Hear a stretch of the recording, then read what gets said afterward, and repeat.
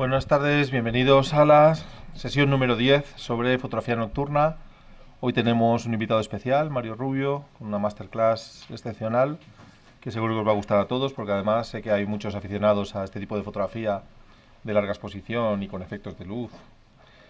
Hemos estado en Sonimag ayer mismo, Sonimag Foto, en Barcelona. Bueno, si queréis os cuento así brevemente alguna impresión antes de empezar.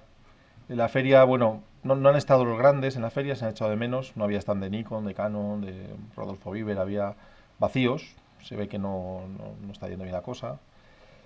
Nos han avisado que el tsunami, terremoto y desgracias en Japón se van a notar en el abastecimiento de algunos equipos fotográficos, especialmente Nikon, Tamron y ópticas de Canon. Os lo digo porque va a haber un hueco de stock, un fallo de stock, tarde o temprano. Es decir, los barcos que están en camino, lo que está en aduanas, lo que está descargándose, se va a recibir, pero después va a haber un vacío. Si te quieres comprar un objetivo dentro de unos meses, van a subir de precio y te vas a tener que esperar mucho. Solamente para que aquellos que lo tengáis en mente, pues calculéis. Bueno, pues vamos allá. Vamos a abordar ya este tema de fotografía nocturna, que podríamos considerar quizá ya pues como un poquito de técnica más avanzada. Hemos visto la base de la técnica en estas sesiones anteriores. Hemos tenido 9 sesiones para ver un poco lo más accesible, lo más asequible, cómo empezar, cómo comprar una cámara, cómo empezar con el paisaje. El paisaje ya lo vimos desde un punto de vista ya un poco avanzado con una masterclass, es decir, no es tan fácil hacer paisaje, ese era el mensaje a transmitir.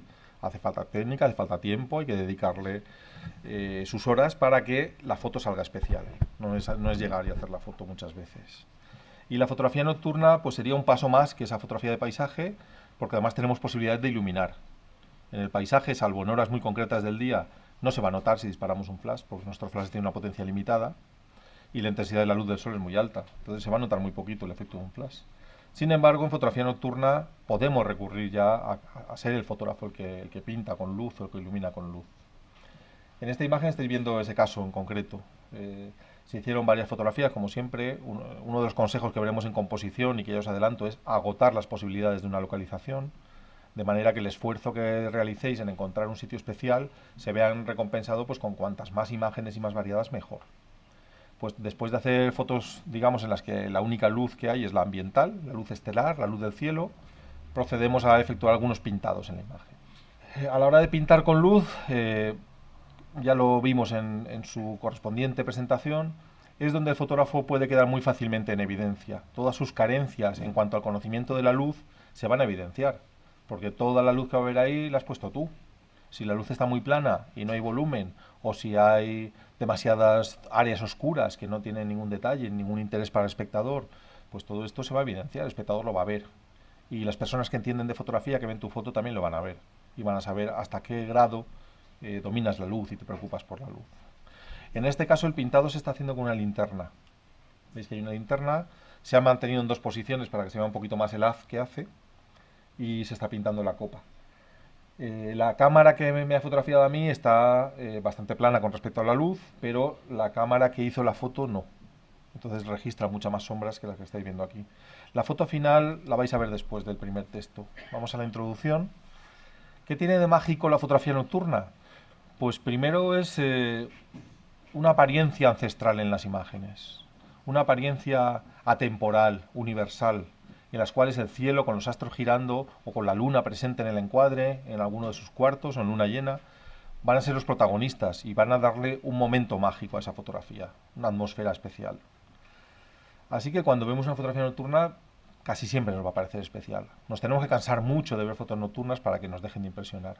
Pero el descubrimiento, el primer golpe de vista de cuando ves una nocturna, dices, ¿pero esto es posible? ¿Están las estrellas girando en el cielo? ¿O está la luna en el encuadre? ¿Cómo se hace esto? Es muy complejo al principio. De hecho, hay muchos fotógrafos que salen solos a hacer sus primeras nocturnas y regresan bastante frustrados. Primero porque no conocen cómo hacer las cosas. Segundo porque moverse de noche es más complicado, encontrar las localizaciones es más complicado, puedes perder alguna pieza del equipo, se te puede olvidar un cable disparador. Todo lo que saques de la mochila y dejes por allí, o te acuerdas y lo buscas, o allí se va a quedar. Sin embargo, cuando empiezan los resultados buenos, cuando sale una imagen ya que a ti te gusta, pues eso no tiene descripción. Entonces te anima a seguir con ello. La base es bastante sencilla. La base es, voy con mi cámara, un trípode y un cable disparador. Pongo la cámara, la pongo en modo B, modo bull, y mientras el cable esté presionándose o bloqueado, el obturador va a estar abierto captando luz. 8 minutos, 10 minutos, 6 horas, lo que vosotros dejéis el obturador abierto, la cámara está captando luz. Esta es la base rudimentaria de la fotografía nocturna. Este es el resultado de la primera foto que estabais viendo. Entonces la luz se ha buscado dar casi en 45 grados con respecto a la cámara, en perpendicular, de forma que se cree mucho volumen en la copa. Para el tronco nos hemos abierto un poquito más hacia la cámara y hemos creado unas sombras en el tronco que nos den sensación de cilindro, de volumen en el tronco. Tened en cuenta que la fotografía, cuando capta algo que es tridimensional en 2 dimensiones, pues aquí estaría captando pues como si fuera un cuadrado, un rectángulo, no un cilindro. Lo único que nos informa de un cilindro es que parte de él está en sombra. Entonces apreciamos que hay un relieve. Este tipo de cuestiones que las vimos en cualidades de la luz son las que tengo que pensar ahora cuando voy a iluminar de noche. Si me quedo muy cerca de mi cámara, si apenas me muevo de la cámara, la luz va a ser muy plana, me va a resaltar mucho el color, pero no habrán sombras que me informen de ese volumen tridimensional de la estela. Luego, además, no tengo que olvidar que lo que no recibe luz no existe. Este suelo podría estar lleno de basura. Yo no ilumino el suelo y no se ve la basura. Detrás podría haber una señal de tráfico. Si yo no ilumino la señal de tráfico, la señal no existe. Lo que no está recortado contra el cielo no aparece si no recibe luz. Este es lo bonito del concepto de pintar con luz. Aquello que no iluminas no existe, no aparece, el espectador no lo ve. También, claro, puedo crear cosas que no existen, como esa línea. Ahí no había una línea, la línea es luz. Se ha creado una diagonal acompañando la ladera con luz. El equipo, bueno, el más básico, desde luego una cámara. Si voy a hacer muchas nocturnas, ya me preocupo que tenga una señal óptima, una relación señal-ruido óptima, es decir, la mínima cantidad de ruido posible, de forma que la captura sea lo más limpia posible. Luego veremos de qué depende el ruido, ya lo hemos visto en otras proyecciones, pero lo vamos a volver a ver.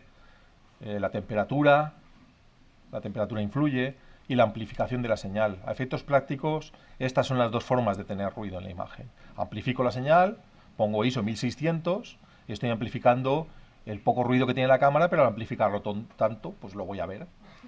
Y por el calor. Cuando una cámara está exponiendo 12 minutos, el sensor está trabajando 12 minutos. Si no disipa bien la temperatura, ese incremento de la temperatura se va a transformar en un montón de ruido en la imagen. Entonces, bueno, si voy a hacer fotografía nocturna y lo sé, pues buscaré una full frame, más o menos actual, más o menos moderna, con una buena relación señal-ruido, como os decía, y luego tendré cuidado al procesar la imagen, para intentar eliminar tanto ruido de luminancia como ruido de crominancia. El objetivo, lo más versátil para empezar, es un angular. Puede ser un angular fijo, un 20 milímetros, un 24, un zoom angular. Y os digo que es mejor un angular, primero pues porque tendréis más profundidad de campo, es más cómodo de utilizar, no es tan preciso como un 70-200, por ejemplo. Además, os obliga un poquito a acercaros al sujeto, a separarlo del fondo, a alejarlo del fondo, y os obliga también a realizar un pequeño contrapicado. En cuanto os acercáis a un árbol, os acercáis a un edificio, os acercáis a una roca, pues te obliga a contrapicar. ¿Y qué sucede cuando contrapicas en fotografía nocturna? Pues que pierdes o reduces bastante la franja del horizonte, que es donde menos estrellas se ve, porque es donde más luz hay. Es donde pues el resto de luz solar, si se ha puesto por ahí el sol, queda ahí, o donde está la luz zodiacal de las constelaciones del zodíaco, se ven mucho más en el horizonte. Ya os daréis cuenta, conforme vais saliendo de noche, que el horizonte es la franja más clara que soléis tener en la foto. Entonces, cuando contrapicáis, estáis sacando la parte de cielo más oscuro, que es donde más contraste va a haber con las estrellas y donde más visibles van a ser las estrellas. Luego, aparte de ese objetivo que os recomendaba cuando las ópticas, el 24 f1.8 para macrofotografía angular, pues tiene esa luminosidad, 1.8. Eso permite pues reducir mucho los tiempos de exposición o captar muchas más estrellas. Cuanto más cierro el diafragma, más estrellas voy a perder. Y cuanto más abro el diafragma, más estrellas se van a ver en mi encuadre. El trípode, ya hemos hablado del trípode, robusto, establemente posicionado, y el cable disparador. Yo los prefiero sencillos y resistentes. Sencillos, no lleva pila Y es pim, pam. Estos, como no sea que del tiempo... Ahora se me ha roto el primer cable disparador de mi vida, hace semanas. Ya se ha pasado la goma y en un tironcito de estos que le das, se suelta y se despega y se corta el cable y tiene arreglo, me lo han reparado, pero esa noche te puedes quedar sin cable disparador. Siempre llevo dos por este motivo. Entonces, si tenemos un cable disparador que es un intervalómetro o es un cable disparador a distancia inalámbrico, todos funcionan con pilas y las pilas se gastan.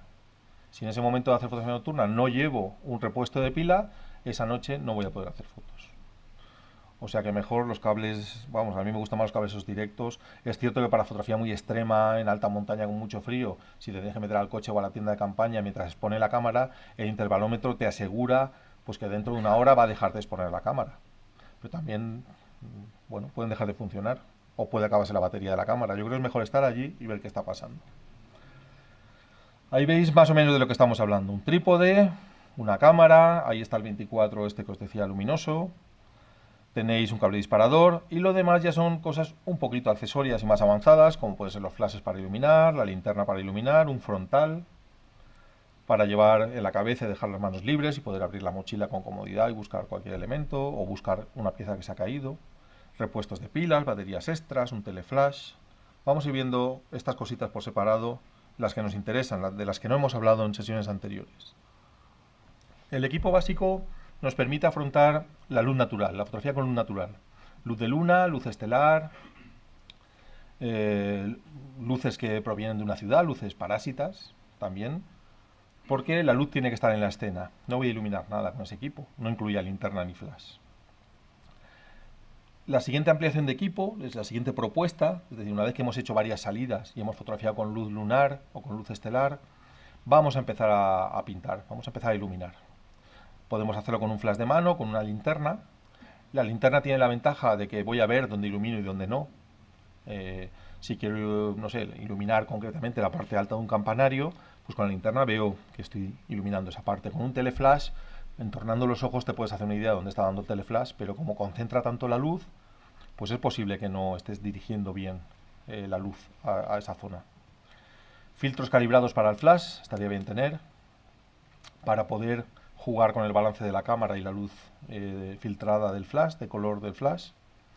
Un teleflash, que es una lente Fresnel que concentra la luz para alcanzar elementos muy elevados, como ese pino que habéis visto, como un campanario en una iglesia. Y la linterna frontal, pues para moveros, para buscar las cosas, para no tropezar.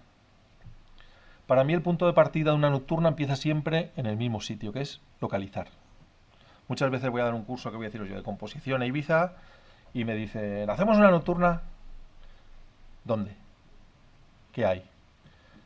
No sé, ya buscaremos algo. No voy, me voy a dormir, lo siento. ¿Qué hay? Es que hemos encontrado el árbol más grande de la isla con 6 ahorcados. Yo el primero.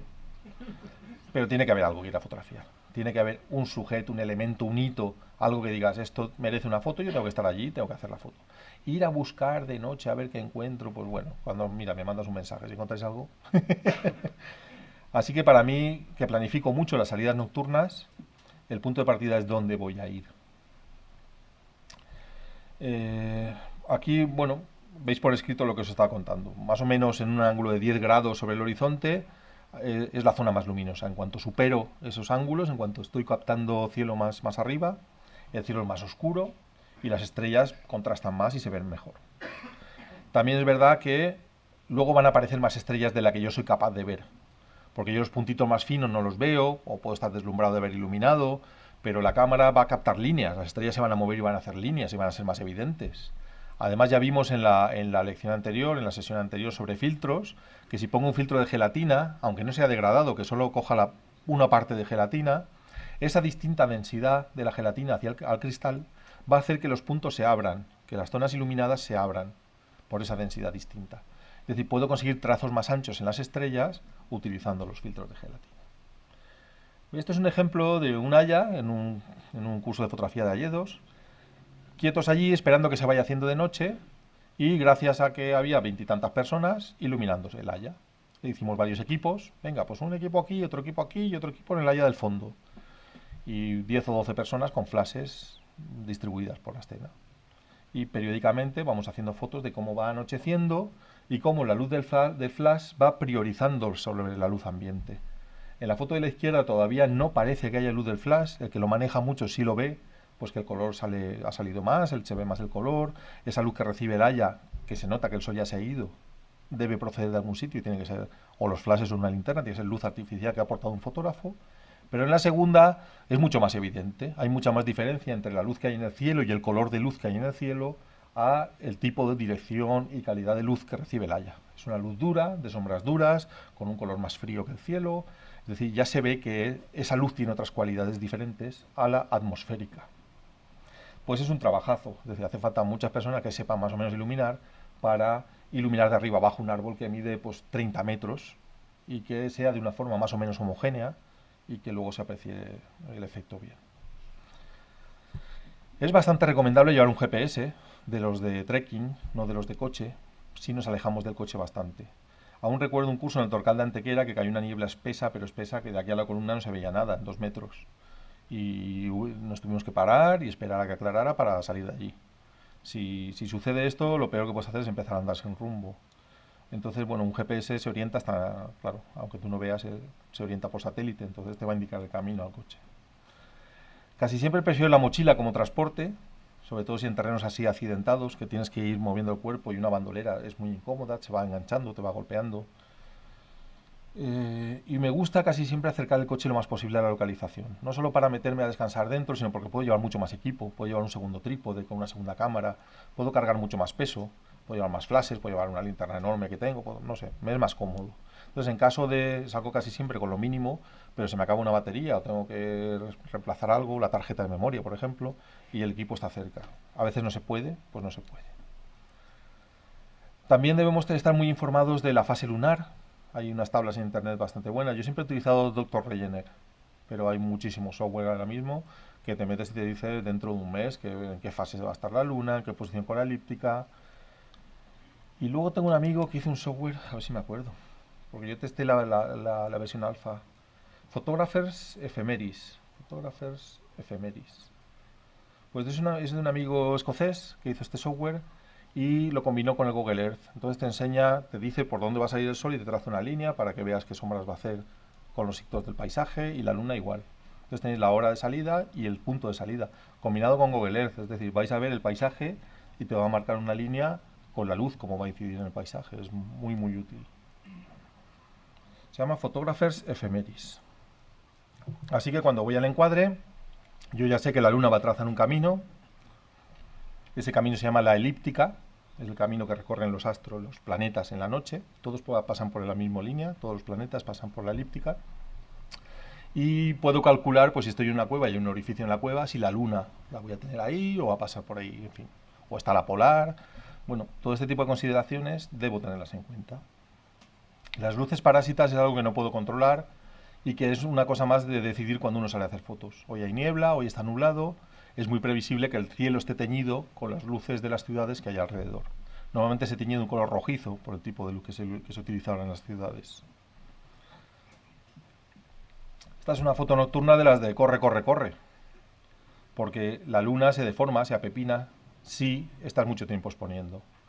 Y más en este tipo de fotos en las que la luna está bajita, ha salido hace muy poco, por tanto ya sabéis que la luna al principio casi se le ve moverse, casi se le ve subir en el horizonte, como el sol. Una vez que está alta, pues notas mucho menos el arco que describe, pero cuando sale por el horizonte, digamos que apreciamos que se mueve con más rapidez y que sube con más rapidez. Y la cámara lo detecta, es decir, aparece la luna en vez de circular apepinada. En cuanto paso de los 40 segundos, 35 segundos, cuando está cerca del horizonte, pues tengo que correr más, tengo que acortar más la exposición, porque todo esto saldría negro, todo esto es un contraluz. Si luz de flash solamente vería el perfil o sea, tendría media foto negra, haciendo una diagonal, y un cachito de la roca, que es la que está recortada contra el cielo, todo de negro. Lo que he hecho es accionar el disparo de la cámara o poner el temporizador, en este caso también funciona, el temporizador te da un poquito de ventaja, 10 segundos, te mueves, disparas los flashes y vuelves y cortas. O con un intervalómetro la programas a ese tiempo. O lo pones si estás trabajando, claro, en modo manual, tienes el límite de los 30 segundos. Si quieres pasar a los 40 o los 50, ya te toca poner el modo B y cortar. Pero en 30 segundos sí lo puedes decir, 30 segundos en modo manual. Hasta ahí llega la cámara. Y sobre todo, entender muy bien la intensidad de la luz. Es decir, tienes que aportar una luz en intensidad muy parecida a la del fondo. Si no, el fondo queda sobreexpuesto o queda muy oscuro. Aquí, como veis, hay una cierta compensación entre la intensidad que ha recibido esta formación del torcal de Antequera, se llama el tornillo, con respecto a la luz que se ve de la luna a través de las nubes. Esta es la diferencia entre aportar luz y no aportar luz. Por eso va a continuación del anterior. Este álamo primero que veis, que todavía está la luna fuera, está poniéndose la luna por el horizonte, tiene luz natural, está con luz natural, no se ha aportado luz, con lo cual es un contraluz. Está, todo lo que tenemos delante está oscuro, está negro. En la foto siguiente he encendido el flash, le he puesto un teleflash, he hecho 2 disparos a la copa y he disparado varias al suelo para hacer esas líneas e iluminar la base del álamo. Como ya utilizo luz artificial, también puedo afectar la luz del flash y puedo afectar la luz de la escena. Puedo hacer el cielo más frío o más cálido jugando con las capuchas de color del flash y el balance de la cámara. La primera gran pregunta cuando salgo al campo y planto mi trípode, pongo mi cámara y pongo mi ¿y cuánto tiempo voy a estar haciendo la foto? Casi siempre es la gran duda. ¿Cuánto tiempo va a durar esto? Bueno, hay formas fáciles de hacerlo, que las vamos a ver. Vamos a ir paso por paso. Vamos a ver primero qué factores limitantes tengo. La luna es un factor limitante, ya lo hemos dicho. A partir de 30 a 40 segundos, la luna ya se me va a deformar. Si no quiero que se deforme, me está limitando el tiempo para exponer.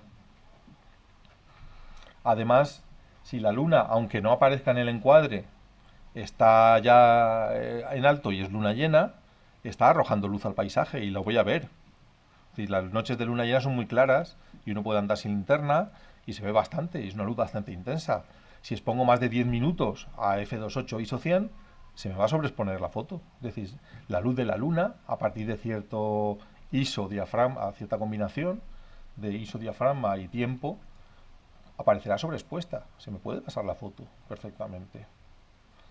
Entonces, bueno, pues esos son limitaciones que voy a tener. Igual que en una noche cubierta con luces parásitas, el cielo se me puede sobreexponer también. Estas son limitaciones que puedo tener.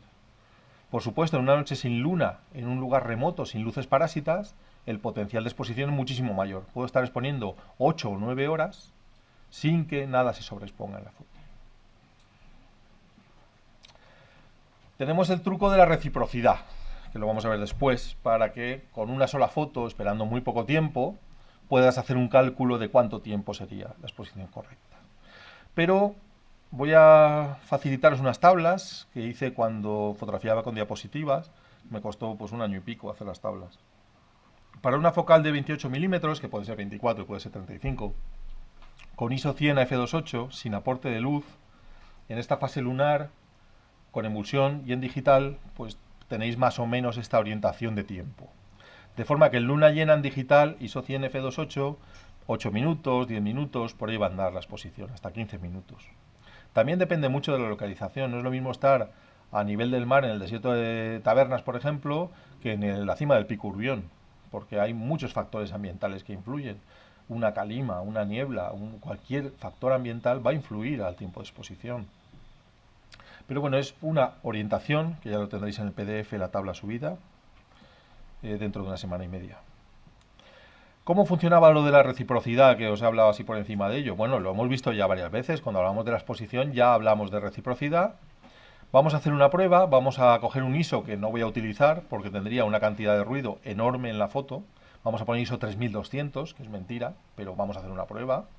Abro el diafragma al máximo, vamos a suponer que tengo un f2.8 o un f4, y ajusto un tiempo, pues el máximo que me deja la cámara en modo manual, 30 segundos. ¡Pum! Expongo. ¿Está bien la foto? Vale, vamos a poner que esté bien. O a lo mejor le ha faltado tiempo. Bueno, pues vamos a dejarla a 50 segundos. Una vez que tengo una exposición correcta, aplico la reciprocidad.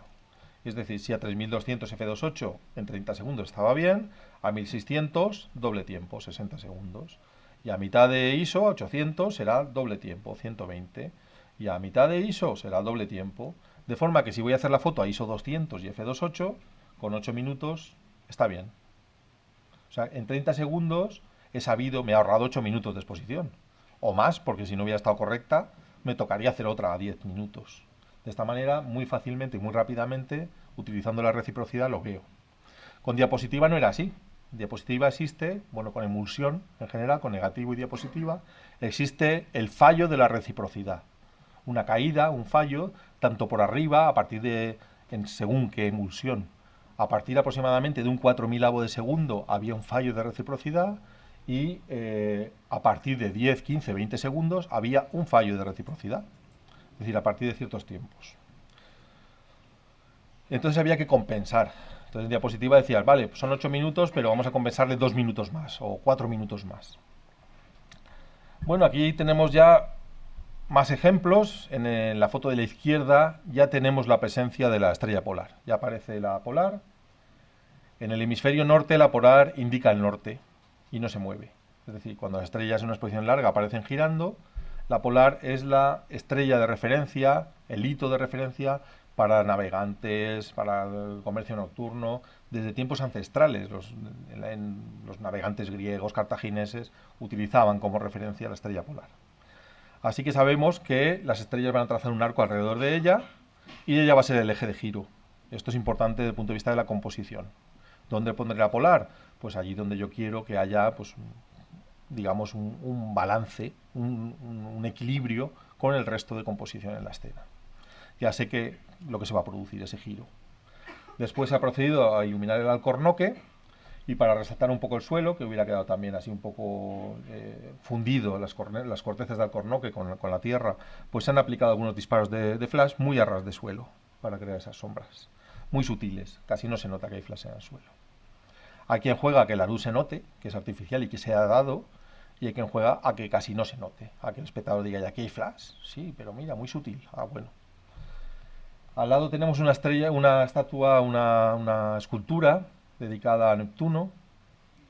Está en Gran Canaria, en una playa de Gran Canaria, en una zona así portuaria. No es una zona salvaje, es una zona, digamos, turística. Este año creo que un temporal ha arrancado el brazo, la cabeza y el tridente. A quién se le ocurre también, ¿no? Pensarían que el mar lo iba a respetar. Y aquí veis la luz, digamos que es la luz de la luna que está iluminando a través de la nube, creando esa franja en el cielo que es bastante atractiva, que rompe la monotonía, ¿no? En vez de ser un color uniforme, pues hay una ruptura ahí. Y la luz que recibe Neptuno, desde este ángulo que hemos buscado, está muy bien, porque es luz parásita. Es un foco que hay para iluminando un paseo y que llega hasta allí, hasta Neptuno. Entonces, desde este ángulo, pues afortunadamente la luz era lateral y no es del todo mala. Mala para el fotógrafo, claro. Luz es mala, el concepto de luz mala no existe. Mala para tus propósitos. A lo mejor al día siguiente estás haciendo otra cosa y esa luz que era mala es la mejor.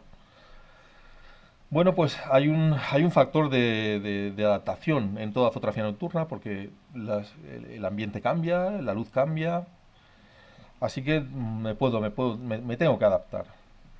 Cuando localizo de día me puede ayudar mucho llevar una brújula porque no voy a saber dónde va a estar la polar, pero con una brújula veo dónde está el norte y ya sé que allí tengo la polar y entonces pues si hay, que voy a deciros yo, una gran roca en el mar, puedo compensar con la polar y rellenar el encuadre de la forma que yo quiera.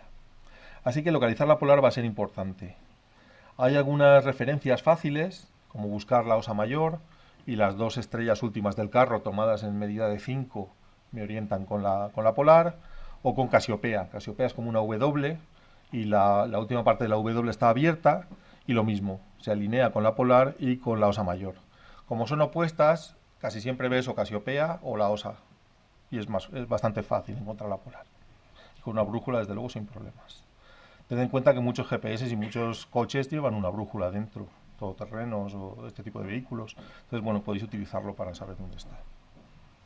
Tened en cuenta también que vais a trabajar en campo abierto, el frío puede ser en invierno pues un condicionante de tiempo para vosotros.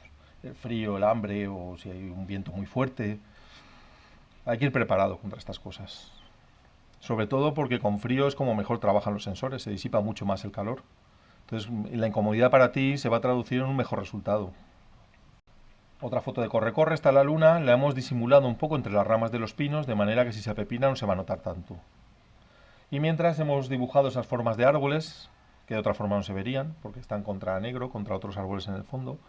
Y hemos ido dibujándolos con el flash, pues, esas formas sinuosas, con varios disparos de flash. Luego hemos rellenado un poquito el suelo, que no estaba feo, pero es vegetación de la zona. Y bueno, la composición es eso, muy dirigida hacia el centro, muy dirigida hacia la luna, con esas curvas ascendentes.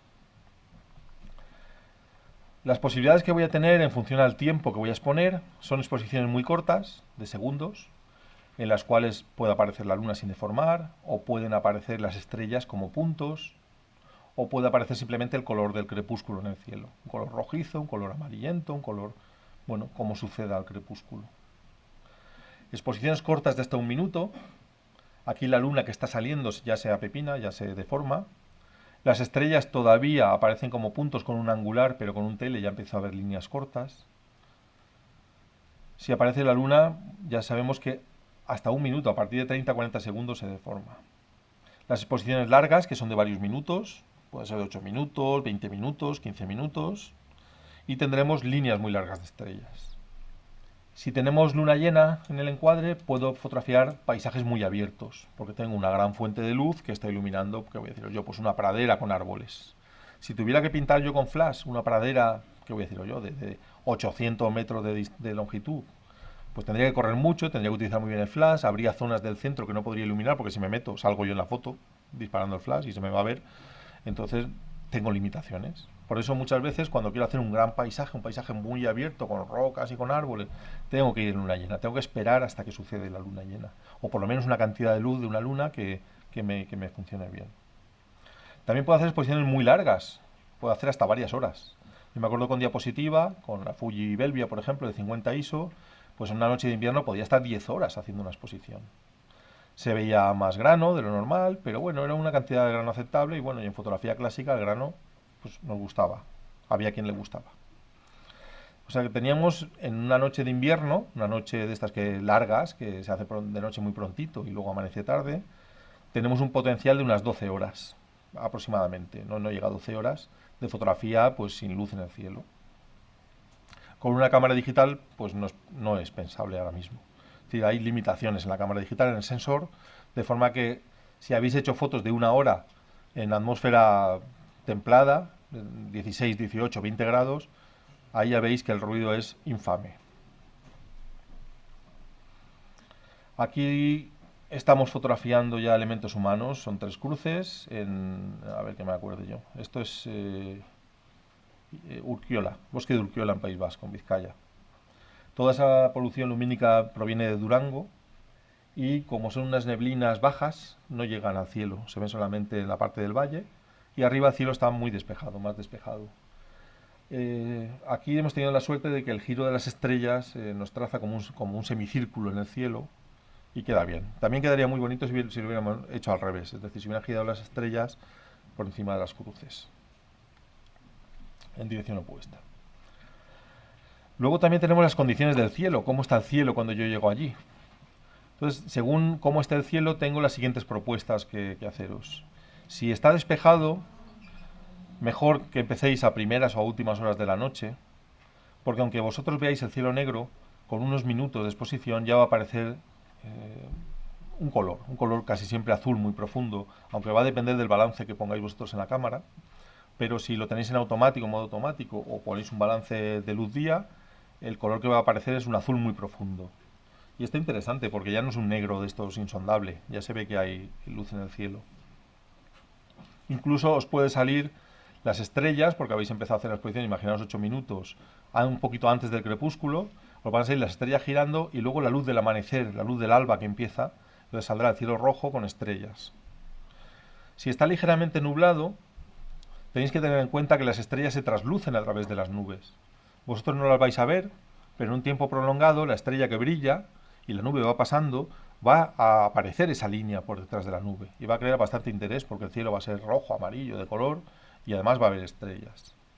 La luna puede ser muy atractiva porque va a estar rebajada, semioculta detrás de esas nubes claras, de esas nubes ligeras y bueno, pues me va a equilibrar ese contraste que tiene la luna, que sabéis que la luna refleja la luz del sol y siempre sale muy sobreexpuesta. Pero si está detrás de un jirón de nubes o un jirón de niebla, puede llegar a tener detalle incluso en la foto. Si tengo nubes densas y bien perfiladas sobre un cielo despejado, Casi siempre es síntoma de viento, de aire. Son nubes bien recortaditas y se mueven, van a trazar líneas. En una exposición larga, las nubes se van a ir moviendo y al final me va a aparecer como un cono. Y esto, desde el punto de vista compositivo, es de gran interés. ¿De dónde viene ese cono? ¿Dónde me pongo para que el arbolito pues le vengan las nubes y le tracen ahí las líneas? Bueno, ahí tengo que prestar atención porque requiere un esfuerzo de tomar referencias para ver cómo se están moviendo las nubes.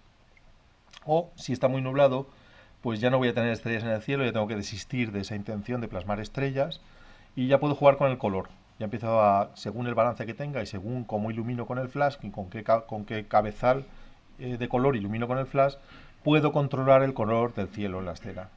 Es decir, que aunque yo veo un color amarillo o rojizo o naranja de luz, de polución lumínica, de luz reflejada de la ciudad en las nubes, lo que hago en mi cámara es ignorarlo, me voy a un balance manual de blancos y le digo 2800 Kelvin y lo estoy haciendo azul.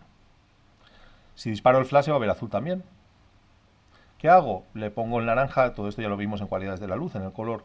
Le pongo el cabezal del opuesto, le pongo al cabezal, le pongo al flash un cabezal anaranjado, de forma que esa luz anaranjada, cuando se mezcle con el balance azul de la cámara, va a dar como resultante blanco. Estaré pintando con luz blanca. Y he cambiado el color del cielo. Si el que no entienda esto, repasaos las cualidades de la luz porque está bastante explicado y preguntamos en la sesión y lo volvemos a explicar las veces que haga falta. Venga, dos propuestas muy diferentes. Foto izquierda, Torcal de Antequera. Foto técnicamente complicada, aunque no lo parezca, porque en cuanto dispares la luz un poquito adelantada, es decir, aunque te pongas en 45 grados con respecto a las rocas, esas rocas son calizas, son un color blanco muy vivo y reflejan muchísimo la luz, como una señal de carretera, de tráfico. Entonces, con un disparo de flash cortito, cortito, cortito, ya aparece sobreexpuesta la roca. Y el árbol, oscurote, oscurote. Pero para mí lo que quiero resaltar es el árbol. A mí me gusta el árbol, no la roca esa. ¿Qué hago? Me voy detrás de la pared. Es decir, le doy la vuelta a esa pared, me meto por detrás y con el teleflash disparo 3, 4, 5 disparos al árbol, repartiendo la luz de forma que el arbolito se ilumina muy bien. Delante la luz que veis es de la luna y un toque muy, muy suave de flash muy rebajado y detrás hay mucha luz metida en el árbol.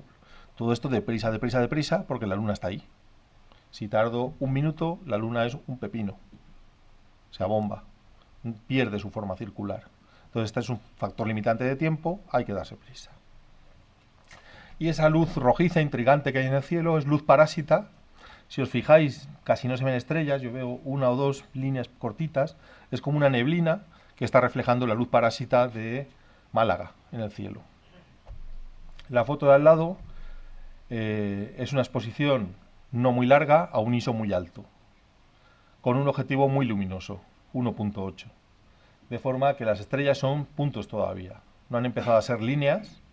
Entonces el ISO muy alto, esa amplificación de la señal de la cámara hace pues, que vea el cielo azul y que vea una cantidad de estrellas enorme, ayudado por ese diafragma tan abierto. No hay luz ambiental, no hay luz artificial, es todo luz estelar y la luz que había en el cielo. Bueno, llevar un reloj es interesante, un cronómetro, si no tenemos un contador de segundos en la cámara. Hay cámaras que llevan donde te dicen las fotos que faltan por hacer, en cuanto la pones en modo B y empiezas a hacer fotos, ahí te aparece un contador de segundos. Entonces, bueno, ya tienes una orientación de cuánto tiempo llevas exponiendo. O el cable disparador, si lleva intervalómetro, también lleva un temporizador. Ahora, esto sí, esto es universal. La composición, como ya veremos en su día, es la responsable del 80 al 90% del impacto visual de la imagen. O sea que componer de noche es tanto o más importante que componer de día. Hay que componer exquisitamente de noche. Y aquí viene la dificultad. Ya parece que en cuanto vemos estrellas en el cielo ya todo es maravilloso, la foto ya vale. No, la composición además es muy importante. Si los elementos, si querías equilibrio, si querías armonía, si querías una serie de valores, deben estar en la imagen. Al principio costará, os harán los horizontes inclinados. Ahora las cámaras estarán en un nivel de burbuja virtual, tanto, bueno, sobre todo las cámaras que más se están vendiendo ahora, cámaras modernas, Nikon, Canon y algunas otras marcas llevan un nivel de burbuja virtual, de forma que tú vas inclinando la cámara y llevas una especie de rayitas que te nivelan y cuando la rayita está en el centro es que has alcanzado el nivel. Esto antes no existía, entonces o ponías un nivel de burbuja, o bien, si no llevabas nivel de burbuja, te alejabas unos palmos de la cámara y hacías un nivelado bastante preciso. Solamente a nivel del mar se notaba que no era perfecto. Y luego, sobre todo, revisar los ángulos y zonas oscuras del encuadre. Cuando hay una zona oscura cerca de un borde, pues ahí o enciendes una linterna porque luego cuando dispares el flash algo de luz va a alcanzar ahí. Entonces, ¿qué hay ahí? A lo mejor hay una bolsa de plástico, a lo mejor ahí estás cortando una línea de fuerza, a lo mejor hay un arbusto con flores que debería ser el protagonista de tu foto y hay que vigilarlo. Hoy en día hay que esperar bastante poco al procesado de la imagen porque la cámara tiene buenos procesadores, normalmente tienen dos procesadores bastante buenos, las tarjetas de memoria son bastante rápidas y en pocos segundos te muestran una imagen que has estado 6 minutos captándola, pum, aparece enseguida.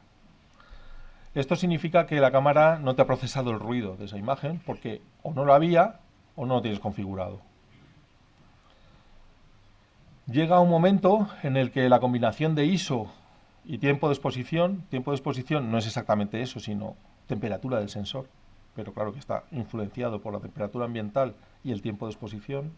Hay una cierta combinación a partir del cual se produce un ruido ya bastante desagradable. Entonces, si no tienes configurada la cámara, como dijimos en aquella sesión de configuración del equipo y que ahora repasaremos, la imagen ya se va a ver con ruido y tendrás que eliminarlo con algún software. Pero lo mejor es procesarlo ya de cámara, procesar el ruido de la cámara. Es un procesado mucho mejor. Recordad también que dijimos en las cualidades de la luz que la luz lunar está polarizada en una proporción variable.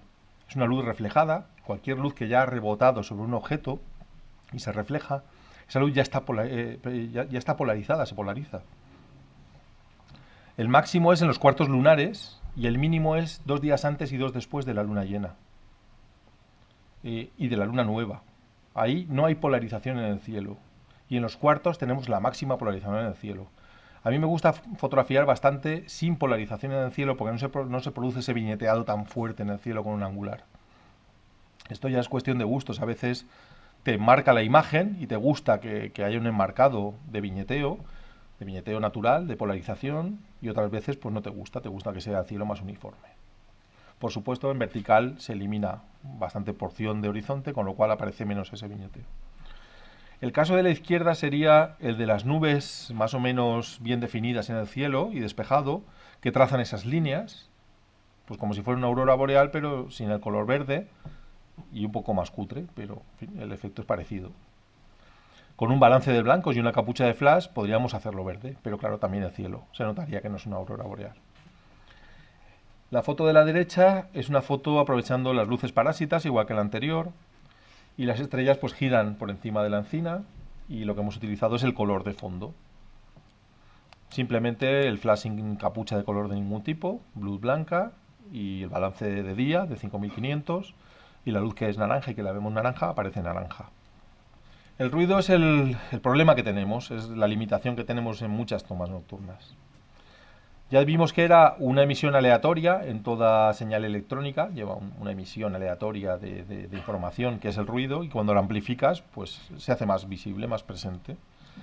Así que una larga exposición, una foto nocturna, es un compromiso entre la calidad resultante y el efecto en la imagen. No puedo hacer lo que yo quiero, tengo que encontrar siempre sacrificar algo, sacrificar tiempo, sacrificar longitud en las estrellas. No lo puedo tener todo. Cuanto más tiempo os pongo, más degrado la imagen. Cuanto menos tiempo, pues menos espectacular las estrellas. Bueno, pues tengo que ir ahí con una cosa y con otra. El ruido, como ya sabemos, proviene de amplificar la señal, que es un ISO muy alto, o la temperatura. Cuanto más se calienta el sensor y menos se disipa el calor, pues más ruido tengo. Y ambas se combinan. Es decir, puedo tener ambos tipos de ruido. Puedo usar un ISO muy alto y estar mucho tiempo y se me combinarían ambos tipos de ruido. Esto es una experiencia en el Fotogenio 2009, creo recordar, sí, 2009, en la cual casi 300 fotógrafos nos pusimos a hacer una nocturna a la vez. A voz, grito, ¿no? Vamos a tirar a todos los flashes, cada pum. Y entonces pues anduvimos iluminando estas formaciones de Bolnuevo, de la ciudad encantada de Bolnuevo, Mazarrón, y ahí se ve un poco el despliegue de personal.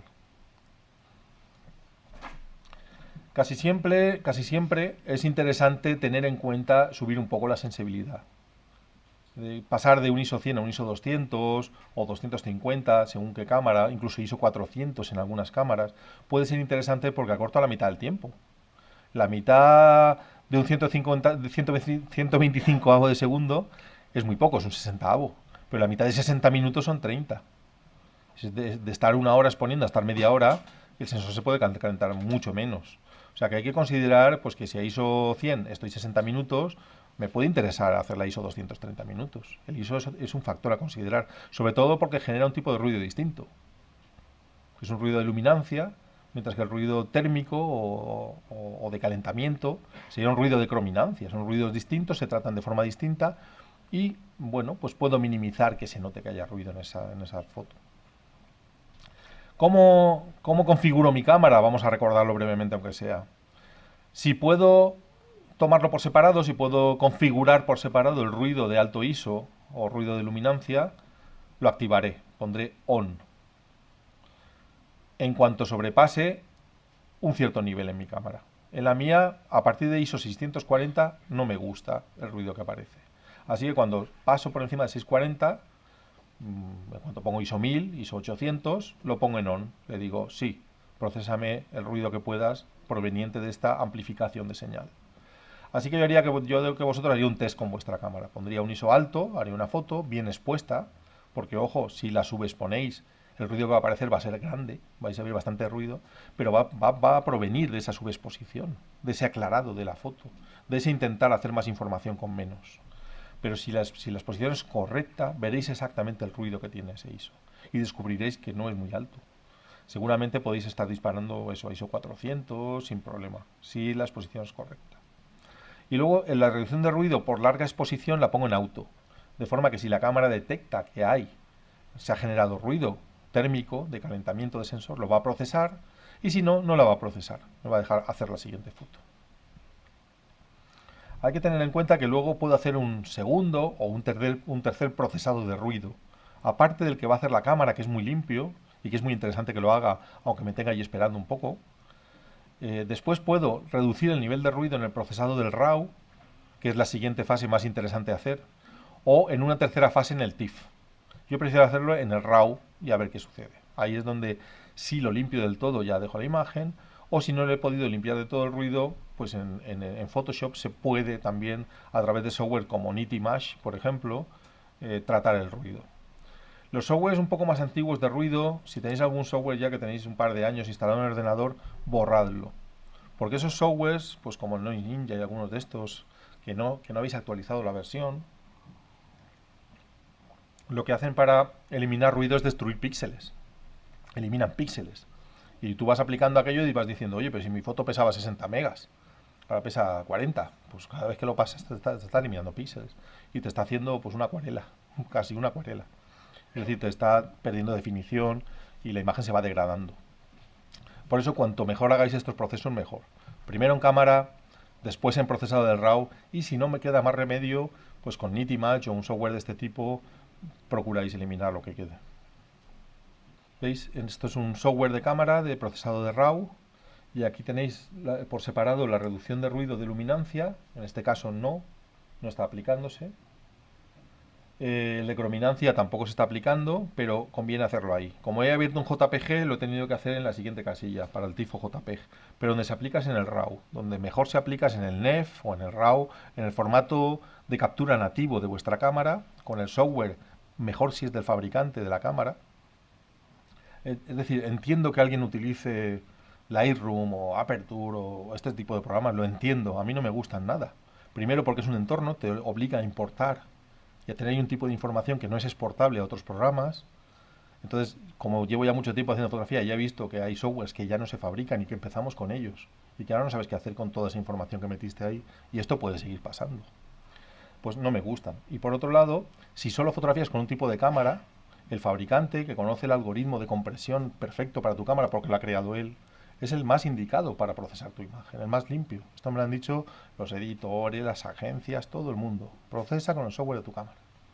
Si tienes 3 tipos de cámaras, entiendo que utilices estos softwares, porque no vas a estar abriendo 3 softwares no sé, es como muy pesado. Entonces, pues sí, coges un Lightroom o coges un programa genérico y te abres ahí pues el de la Canon PowerShot, el de mi Nikon D60, el de mi Olympus 330 o lo que queráis. Aquí en esta fotografía hemos procurado separar un poco los elementos, no solapar mucho este elemento principal, que es un esqueleto de árbol, un árbol que ha caído en una zona inundada, en una dehesa que ahora es un pantano. Los árboles se han secado, este se ha caído, ha formado una figura bastante, no sé, como una bailarina, como una figura así orgánica, como un cisne, no sé. Y lo hemos iluminado bastante desde atrás. Nos hemos metido en el agua con un vadeador y hemos arrojado la luz bastante trasera. Y luego los elementos de fondo que estaban tan lejos, con el coche, con la luz del coche, los hemos iluminado. Se ven fríos, se ve luz blanca, porque el balance es muy frío. Es un balance de 2800 a 3000 Kelvin. Entonces la luz amarilla del coche se ha hecho azul y la luz del flash con una capucha muy cálida se ha hecho blanca. Vamos a tomar algunas precauciones para que nuestra foto no salga con mucho ruido. Algunos consejos para decir, bueno, pues quiero prevenir el ruido. Vamos a realizar la foto definitiva, que normalmente es el resultado de un proceso. La primera no me acaba de gustar, pero descubro que ahí hay foto, pero mira, si me pongo un poco más aquí mejor. La segunda, a lo mejor aprecio que la luz no es del todo correcta, afino un poco la luz. Y a lo mejor la tercera o la cuarta digo, mira, esta va a ser la buena. Pues en este momento es cuando debería apagar la cámara, dejarla unos minutos que disipe calor, o enfriarla mediante geles fríos del congelador. Estos geles que hay para el dolor de cabeza se meten al congelador, pues nos llevamos 2 o 3 en una neverita de estas portátil pequeña, o envueltos bien en bolsas de plástico, y lo aplicamos a la cámara. Esto lo hacen bastantes fotógrafos, incluso mientras están exponiendo. Y esto disipa calor del sensor y esto ayuda a prolongar los tiempos de exposición. Son trucos caseros, sobre todo en verano. Entonces, bueno, pues saldrá la imagen más limpia. Si se ha enfriado un poco el sensor, unos grados, notaremos la imagen bastante más limpia. Y de hecho fue una pregunta de una de las sesiones. ¿Por qué unos días a 12 minutos con el mismo ISO me sale un ruido espantoso y luego estoy 20 minutos otro día con el mismo ISO y no se nota la temperatura del sensor? Las localizaciones también son muy influyentes. Si busco orientación sur, si en vez de buscar la polar me oriento hacia el sur, las estrellas van a describir un arco mucho más largo en nuestro hemisferio. Si estoy a partir del Ecuador hacia abajo, si estoy en Namibia haciendo fotos, pues ahí lo que no se mueve en el cielo es la cruz del sur, es la referencia de los navegantes en el sur, cuando pasan de hemisferio. Entonces es al revés, las estrellas se mueven mucho hacia norte y se mueven muy poquito hacia sur, el arco es muy pequeño hacia sur. Bueno, las estrellas en realidad no se mueven, esto ya lo hemos visto antes, ¿no? Pero es la forma de hablar. Sin embargo, aquí, como la referencia está en el norte, como el giro de la Tierra lo que hace es que hacia norte varía muy poco el movimiento de las estrellas en la larga exposición, me oriento hacia sur y tendré las líneas más largas posibles que voy a obtener. Es decir, con el mismo tiempo las líneas van a ser 10 o 12 veces más largas que mirando al norte. Y luego el diafragma lo más abierto posible, porque en cuanto cierro diafragma pierdo las estrellas de menos brillo. Así acortamos el tiempo de exposición, tendremos estrellas más o menos haciendo líneas largas. Y si encima enfrío un poquito la cámara, pues puedo estar más tiempo. Esto es un recorte bastante grande de una foto pues de 1 hora de exposición, sin aplicar reducción de ruido, en plan a lo bruto. Apreciamos varias cosas. Primero apreciamos como una especie de punteado uniforme en toda la imagen, con ciertos colores, zonas de color, que esto es el ruido propiamente dicho. Este es el ruido térmico o ruido de crominancia, o thermal noise en inglés, que es el ruido del calentamiento del sensor, por haber estado exponiendo una barbaridad de tiempo o con un calor muy alto o ambas cosas. Luego veo como unos puntos rojos o verdes. En la izquierda, a mitad de fotograma, veis 2 puntos verdes y luego veis algún punto rojo. Estos son píxeles calientes, hot píxeles o píxeles activos. No son píxeles muertos, son píxeles muy vivos. Siempre están emitiendo luz. Entonces aparecen como puntos RGB, rojos, verdes o azules. Los azules no los vemos porque el balance es azul y son más difíciles de encontrar, que los hay. Si el cielo fuera rojo, lo veríamos más fáciles. Y luego vemos como una gran mancha, como una aureola, en la parte superior de la imagen hacia la derecha, que es el punto de alimentación del sensor. Ahí es donde está conectado el sensor y recibe alimentación desde la cámara. Y ahí es donde más se calienta el sensor, que es por donde le entra la electricidad al sensor. A veces está conectado en 2 puntos, según las cámaras. Lo vamos a notar especialmente con las Nikon de 50, de 60, de 70, porque es un fallo que reconoce Nikon bueno, que no lo han arreglado. Y ese viñeteo es enorme, es casi media foto. Si te pasas un poco exponiendo y se calienta mucho el sensor, se nota enseguida. Y por más que han protestado los fotógrafos, parece que no lo han corregido. Vamos a ver el teleflash, que es bueno, un accesorio bastante económico.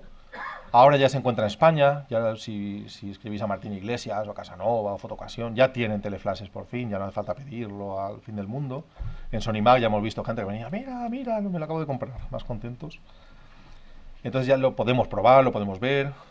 Hay varios tipos, varios modelos, pero básicamente su uso, como os he dicho, es concentrar la luz, de forma que cuando hay algo muy lejano, cuando hay algo muy alto, pues la luz solo va a llegar allí, muy selectivamente. Más o menos, si lo colocamos bien y ponemos el cabezal del flash en un zoom de 50 milímetros y colocamos el teleflash se emplaza más o menos a 20 centímetros o 25 centímetros de la parte frontal del flash, la lente Fresnel, va a concentrar la luz más o menos como un 300 milímetros de óptica, de focal. O sea, va a cerrar mucho el ángulo de la luz y lo va a concentrar en un punto. De forma que esa luz va a ser de más intensidad. Hasta 3 diafragmas y medio de intensidad extra. El caso práctico puede ser una iglesia. Tenemos una iglesia y el campanario nos queda a 20 metros. Si yo estoy a 15 metros de la iglesia, la diagonal me lleva bastante lejos del campanario. No estoy a 30 metros, estoy a más. Esa diagonal puede tener 45 o 50 metros. Pero de la base estoy muy cerca. Estoy a esos 20 o 30 metros que estoy. De forma que si intento sin teleflash disparar el flash arriba, al campanario, la luz se me va a abrir en la distancia y va a alcanzar más. Bueno, ya sabéis que el cuadrado, según el cuadrado de los inversos, la luz se disipa a 2 elevado, es decir, geométricamente, no aritméticamente. Entonces, bajo voy a recibir muchísima más luz que arriba, no el doble, sino 2 elevado a. Bueno, ¿qué sucederá? Que voy a sobreexponer la pared de la iglesia y al campanario no le llega luz, por más que me esfuerce en disparar hacia arriba. Necesito concentrar, cerrar ese ángulo de la luz, o bien con una capucha que yo fabrique con cartulina un poco larga, haciendo un snoot, una luz spot, o bien con el teleflash, que va a ser muy fácil de utilizar porque me concentra la luz allí en ese punto y la puedo utilizar para fotografiar aves a otras velocidades de obturación más rápidas. Bueno, pues es un accesorio a considerar.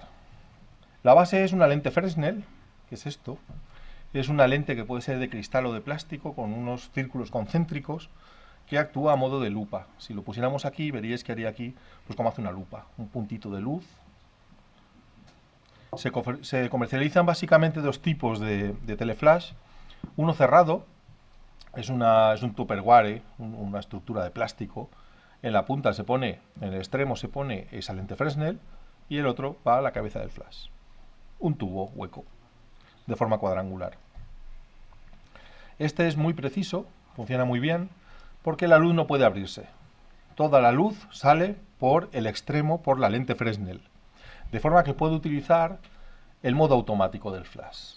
Es decir, puedo orientar la célula fotosensible que lleva el flash independiente del TTL y de todo. Puedo llevarme el flash en la mano en modo automático diciéndole diafragma ISO y esa célula me va a evaluar el punto donde se recibe la luz y me va a cortar el destello cuando sea suficiente para esos parámetros.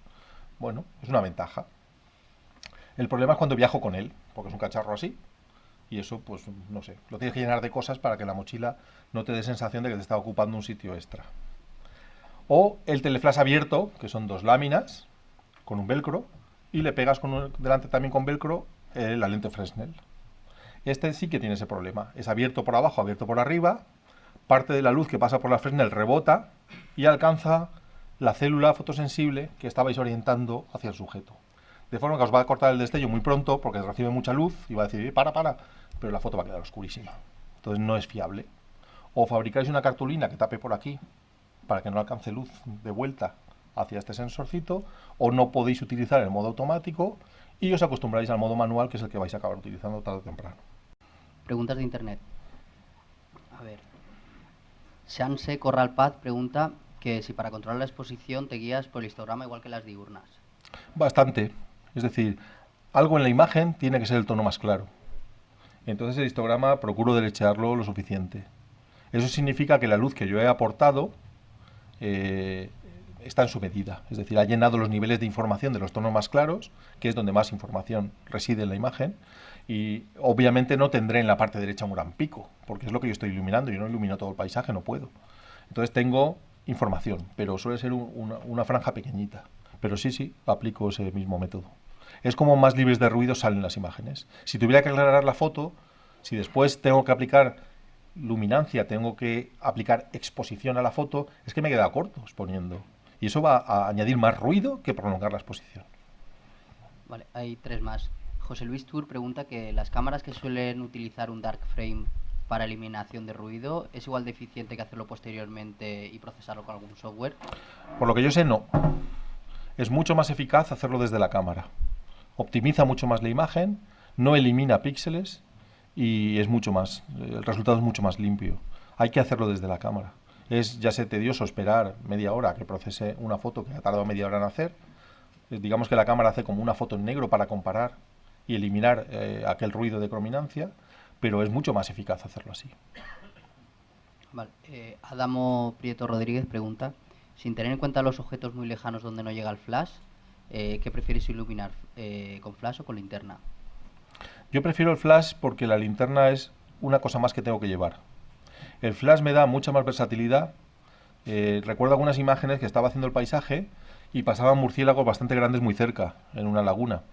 Entonces, con una linterna tú no puedes parar un murciélago, lo puedes pintar y no va a aparecer en la foto. Salvo que pase por el mismo sitio siempre y le des siempre en el mismo sitio de la luz, que es imposible, no va a aparecer. Lo que sí puedo hacer es cuando veo que viene un murciélago disparar un flash a corta potencia y lo congelo y aparece en el cielo.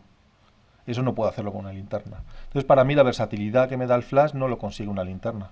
Entonces utilizo mucho más el flash que la linterna. Si puedo acercar el coche a la localización, me llevo la linterna por una cuestión de rapidez. Cuando tengo que iluminar un paisaje muy grande y está la luna y tengo esos 30-40 segundos hasta que se empieza a pepinar en la foto y se deforma, lo que hago es llevar un pedazo de linterna así de grande, que lo habéis visto en la foto, y aquello frío un huevo a 1 metro. Aquello da una luz enorme. Entonces, boom, en 2 vueltas has pintado un paisaje descomunal. No llegas a agotar esos 30 segundos que tienes. Pero prefiero el flash con diferencia. Estrella Cruzado Rodríguez pregunta que si puede usar el balance de blancos en auto, cómo responde la cámara o siempre tienes que ponerlo manual. No es que tengas, porque si estás fotografiando en RAW, luego puedes ajustarlo. Es decir, a posteriori, en el procesado, puedes elegir el balance óptimo. Pero de esta forma nunca vas a entender el color. Lo vas a descubrir a posteriori. Es mejor hacerlo en modo manual porque tú estás buscando un efecto concreto y te acostumbras a saber cómo obtenerlo. ¿Quiero el cielo frío? ¿Qué hago? Me meto en manual y le pongo 3200 Kelvin. Ya tengo el cielo frío. Y ahora quiero hacer luz blanca. Esta segunda parte es la que nos perdemos si lo hacemos siempre de la otra forma, en automático. ¿Quiero luz blanca? ¿Qué he hecho? Pues he hecho un balance frío. Si disparo el flash, va a salir frío también, porque el filtro está en la cámara. Tengo que tirar una luz cálida para que cuando se mezcle en cámara salga blanca. Pondré una capucha amarilla para obtener blanco con el azul del balance. Esto no lo entenderemos hasta que no trabajemos en modo manual. Nos limitará muchísimo. Entonces mi recomendación es que se haga siempre en modo manual, aunque si no vais a aplicar esa luz artificial, lo podéis hacer después en el RAW y no pasa nada. La última, Luis Bejarano Ardura pregunta que si sabes si hay mucha diferencia entre el ruido en un sensor CMOS y en un CCD en fotografía Sí, nocturna. sí la hay. Sí, muchísima. El sensor CCD se calienta muchísimo más que un sensor CMOS. Entonces, con las cámaras estas compactas de altas prestaciones, o como queréis llamarle, CCD es un sensor que trabaja bastante caliente, se calienta mucho. Siempre que podáis, para las exposiciones nocturnas, el CMOS da mucho mejor resultado. Sí, por el tipo de construcción del sensor. Muy bien. Bueno, aquí tenéis los dos tipos de teleflash. El de la izquierda es el cerrado, veis que es como una caja de plástico rectangular. Y la luz no se disipa, no sale de ahí. De forma que la célula fotosensible que va en el flash puede medir el valor de la luz. El otro es muy cómodo para viajar porque es una lámina que se pliega todo. Pero bueno, si no tengo estas cartulinitas que me fabrico yo y que le cierro bajo, pues esa luz que rebota desde el teleflash hacia la célula, hacia abajo, va a impedir que pueda utilizar ese modo de exposición con precisión. Sin embargo, en cuanto sepa manejar el flash en ese modo manual, ya os dije que era como un grifo. Media potencia, pum, me he pasado, 1/4. Pum, todavía un poco, 1/8. Pam, ya lo tengo. Pues para esta distancia siempre ya 1/8 la clavas. Tan fácil como eso. Ojo, que lo pone aquí, pero no lo he dicho, por si no se lee bien. El teleflash puede dañar la retina, vuestra y de los animales. Que no es el primero que ha visto una cabra montés, le ha puesto el teleflash plena potencia, le ha pegado un destello, ya que ya se va ciegado, se golpea con todas las rocas que se encuentra por delante, pues no ve. Entonces, mucha prudencia, porque un disparo accidental nos puede suceder. Uy, ¿esto cómo va? ¡Pam! Y vimos ahí, ¡ah! ¿Qué ha pasado? No sé, has hecho un ciego hoy. Otras técnicas. Bueno, concentraos durante un momento en pensar que en realidad la fotografía nocturna tiene una carga creativa enorme. Vais a tener un lienzo en negro, vais a tener un cuadro en negro, en el cual pasando una varita, pasando algo mágico, que es el flash, que es la luz, van a empezar a aparecer cosas. Esto combinado con las posibilidades que nos da la fotografía digital, más las posibilidades que nos dan los softwares de retoque, tiene un potencial para el artista enorme. Yo solo voy a hablar del fotógrafo, no del artista, es decir, voy a hablar de la fotografía, aunque toque un poco por encima lo que puede hacer un artista saliéndose de ahí. Por ejemplo, las múltiples exposiciones. Hay cámaras que tienen un botoncito que te permiten exponer 3 o 4 veces en el mismo fotograma. Esto, bueno, está muy bien. Esto te permite captar un paisaje y en la misma foto cambiar un objetivo y hacer una luna muy grande, por ejemplo, por poner un ejemplo muy visual, ¿no? O, pues no sé, fotografiar en el crepúsculo con una velocidad de obturación un poco rápida, con el cielo rojo, y luego hacer otra foto a medianoche sin mover el encuadre, con estrellas girando en el cielo y superponer las dos. Bueno, es una posibilidad. Es una posibilidad. Otra posibilidad es, mientras estoy exponiendo, puedo ir rebajando con los filtros partes de la escena, o, como he dicho, poner un filtro para abrir las estrellas y obtener estrellas más anchas. O puedo realizar un time-lapse, puedo dejar la cámara quieta y cada 3 segundos hacer una foto. Y cuando tengo 800 fotos, tengo 8 por 3, 24, 240 segundos, 6 por 4, 4 minutos. Puedo acelerar esto como si hiciera un vídeo y voy a ver cómo las estrellas se mueven. Bueno, tengo muchísimas más posibilidades de las que pensaba. También existe una técnica que se llama la de compilar fotos. Puedo compilar fotos, puedo coger un montón de fotos del cielo y luego hay un software que desolapa solamente los cambios de luminosidad. Es decir, las estrellas. Si estáis fotografiando una roca y vais haciendo fotos del cielo, foto de, no sé, de 1 minuto cada foto, de 20 segundos cada foto, de lo que os deje vuestra cámara cada foto, luego las ponéis juntas y el software lo compila y durante esas 5 horas que habéis estado haciendo esto, os va a hacer unas líneas de estrellas enormes y es una alternativa de retoque a lo que no se puede hacer con la fotografía ahora mismo digital, porque sacaréis una cantidad de ruido enorme si os ponéis 5 horas. Pero si compiláis 60 imágenes de minutos juntas, sí que vais a tener unos giros enormes en el cielo, unas líneas enormes en el cielo. Este tipo de fotos se suelen hacer en JPG, porque luego tiene que compilar tu ordenador 400 fotos, o en un timelapse, o 600, o 1000 fotos. Si tenéis que procesar los RAWs, bueno, os podéis morir. Esto se suele hacer en JPG, que pesa menos, que el ordenador puede con ello, aunque ya os podéis ir a comer y a merendar y a dormir, y vais a tener un resultado. Ahora, si tenéis que procesar los RAWs, imaginaos, por ejemplo, que tenéis 3 motas en el sensor y se ven. Os toca abrir 1000 imágenes y clonar las 3 motas del sensor una por una. Esto es morirse. O sea, hay que asegurarse de que salen decentes. Esto es un tipo de fotografía crepuscular, pero obviamente la escena no era así. Esta escena está expuesta a 2 minutos. La magia de esto es que tú esas luces no las ves. Tú con la experiencia las adivinas. Notas que hay un colorcito en la roca que luego se va a exagerar mucho con la exposición larga. Pero es casi de noche, está oscuro. El cielo no es así, es bastante oscuro. La verdad es que hay mucha magia en la fotografía nocturna y atrapa bastante. Pero aún hay propuestas más avanzadas. Pues ya os digo, solamente hay que pensar un poquito qué puedo hacer. Pues mira, como es una fotografía nocturna, puedo hacer varios enfoques. ¿No puedo? Claro que puedo. Vamos a poner un caso. Imaginaos que esto es una duna, estamos en los Arenales, está por aquí cerquita, y tenemos una duna. Y arriba de la duna está la azucena de mar, o una arenaria, o una plantita dunar. Y las estrellas en el cielo.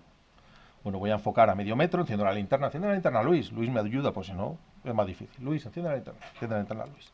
Enfoco la plantita. ¿Está ahí? Sí. Aplico el live view con la lupa. ¿Está bien enfocada? Espera, sí, está bien enfocada. Vamos a empezar la foto. Apaga la linterna, apaga la linterna. Empieza la foto. Tira un flash con difusor. ¡Pam! Ya hemos iluminado la plantita. Enfoca infinito y a esperar 8 minutos. ¿El resultado cuál va a ser? Planta enfocada, cielo enfocado. Estoy muy cerca de la planta con un angular. La planta está enfocada porque dispara el flash. Luego enfoca infinito para el resto de la exposición, que es donde hay luz con las estrellas girando. Y tengo el cielo enfocado. ¿Puedo hacer esa foto de otra manera? No. Ni a F22 me va a salir eso, me va a llevar la profundidad de campo a ese resultado, y sobre todo a F22 cuánto tiempo tengo que estar exponiendo. Calentaría el sensor y tendría un resultado muy diferente. Entonces, todo esto, cuando uno interioriza qué está haciendo, vienen este tipo de técnicas. ¿Se ha entendido más o menos? Vamos a ver un ejemplo práctico, a ver si lo cogemos mejor todavía. Nos preguntan si se podría hacer con un 24 milímetros. Vamos a poner el caso que es el 24 macro este del que hablamos. Vamos a imaginar que la flor es así. Para que salga grande la flor, más o menos voy a estar aquí. A F22 infinito no me entra. Infinito está muy lejos, me temo yo. No podría. Entonces enfoco a 30 centímetros, ilumino, enfoco a infinito y lo dejo para el resto. Y en la foto aparece que tengo una profundidad de campo bestial. Esto es solo un ejemplo de doble enfoque, pero puedo hacer múltiple enfoque. Puedo ir variando y disparando y solamente aquello que recibe luz y está enfocado se ve, lo demás es negro. Pues este es el concepto que cuando uno lo interioriza le enseña cómo ampliar un poco las posibilidades. Vamos a hacer un ejemplo de... Hemos encontrado unas setas que crecen delante de una construcción típica asturiana, que es un chozo de estos, tiene su nombre, un teito creo que se llama. Y delante hay unas setas que han crecido allí en una especie de jardín, haciendo un corro de brujas y tal. Ya me doy cuenta que ni a F22 saco yo las setas y la casa, pues la casa está muy detrás. ¿Qué hago? Bueno, enfoco las setas, ilumino las setas, enfoco la casa, ilumino la casa, y como no hay cielo ni estrella ni nada, corto. Cuando acabo, pues corto. Al minuto que me ha llevado a iluminar aquello, corto la exposición. Enfoco las setas, disparo dos flashes, uno de cada lado de la cámara, uno más rebajadito que el otro para crear un poquito de volumen y muy a ras de suelo. Enfoco la casa, ilumino la casa y corto la exposición. Ha pasado un coche y fijaos el tiempo que tarda muy poco. Tarda muy poquito tiempo en hacer esto. Pim, pam, enfoque y pum. Bueno, ya está. Si fotografiamos sujetos que se mueven, si fotografiamos animales, imaginaos que va a venir un ciervo a beber a este lago, que ya tenéis controlado que toda la noche viene el ciervo a beber al lago. Tenemos que tener en cuenta que si disparo el flash y el ciervo se va, el ciervo se transparentará con lo que haya detrás, si recibe luz. Entonces, este tipo de fotos hay que tener en cuenta que si no quiero que suceda, lo que haya detrás del sujeto que se va a mover y se va a ir tiene que ser negro, tiene que ser una sombra. Es una ladera donde no dé la luz, una cueva, un fondo que no reciba luz. En este caso, como no hay luz detrás, sí que se va a ver el flash en el ciervo y no se va a traslucir lo que hay detrás. Es lo que sucedería, imaginaos que hay una cigüeña en un árbol y fotografíais la cigüeña y tiráis un flash. Si no sois listos y tiráis el flash al principio, la cigüeña va a decir, oye, aquí me fríen, yo me voy, se va. ¿Qué pasa? Pues que el resto de exposición, las estrellas van a atravesar a la cigüeña. Porque la cigüeña ya no está tapando el cielo. Y las estrellas siguen girando, siguen moviéndose y hay luz en el cielo. Va a suceder esto. Luego además podemos hacer paisajes nocturnos lloviendo o nevando. Y puedo hacer pues un montón de efectos con el flash, pero un montón. Desde disparar en estroboscópico, congelar la lluvia en distinto y que parezca que está cayendo el diluvio universal y solo que hayan 4 gotas, hasta bueno, miles de cosas. Teñir la lluvia de color, porque si ponéis un cabezal de color al flash y no alcanza los elementos del fondo de la escena, que lo tiráis lateral o con una cartulina tapando, limitando su ángulo de disparo, vais a teñir la lluvia de color. Podéis hacer un balance que queráis para hacer la lluvia blanca y el resto rojo, azul o como queráis. Bueno, cuánta cosa. Bueno, aquí hay una vaquita en un prado, un alcornoque y el cielo con estrellas. La vaca muy colaboradora, se estuvo quietecita más o menos. Movía la cabecita, pero bueno. Yo intentaba dispararle cuando tenía la cabeza otra vez en su sitio. Claro, yo creía que igual no estaba en su sitio, por eso se ve como si moviera un poquito la cabecita. Para fotografiar una tormenta nocturna, lo primero que hay que saber es que no todas las nocturnas se dejan fotografiar. Es decir, cuando te viene la lluvia de cara, con el viento racheado, no es tu día para hacer una tormenta nocturna. Vete a casa, duérmete, que no es el día. Ahora, cuando la tormenta viene de lejos, con mucho aparato eléctrico, aquí no llueve, tú estás trabajando en seco, Bueno, hay tormentas que te dejan y que es fácil, y hay otras tormentas, bueno, que empiezas a oler a chamusquina, te caen los rayos por ahí y dices, aquí morimos hoy. Entonces, la tormenta tiene que ser amable dentro de un orden. Ojo a los materiales basados en el carbono. Los pararrayos los hacen con carbono. Los golfistas se mueren en Estados Unidos, le ha caído un rayo a un golfista, juego, con lo grande que es el golf, es que lleva el tío un palo de carbono. Y eso actúa como un pararrayos. Pues por eso se recomiendan materiales más inertes. Entonces, cuando uno está en una tormenta y lleva un trípode de carbono, pues lo entierra y ya volverá por él. O eso, se arriesga a que le caiga un rayo. Que también es una muerte muy digna para un fotógrafo. Oye, para que te caiga una teja aquí en la ciudad. Que yo me imagino la noticia de prensa, ¿no? Aventurero, después de 30 años viajando por el mundo, le cae una teja y lo atropella una moto. Qué pena, ¿no? Bueno, pues calzado con suelas de goma, o si vemos la cosa muy chunga, nos metemos en el coche. El coche, como está aislado, porque las ruedas son de goma, si cae un rayo no nos va a afectar. Le caerá a la cámara y el equipo, estaremos ahí llorando, ¡ay, mi cámara! Tened en cuenta que los árboles grandes aislados atraen a los rayos, los grandes hitos atraen a los rayos en el paisaje. Son cosas elevadas y atraen el rayo. Las corrientes de aire propagan la electricidad, están en una casa en ruinas por donde corre el aire, pues atrae la electricidad, tenemos más papeletas. Estos son nubes que se están formando en la isla del Hierro, con estas sabinas que se retuercen por efecto de los vientos del mar.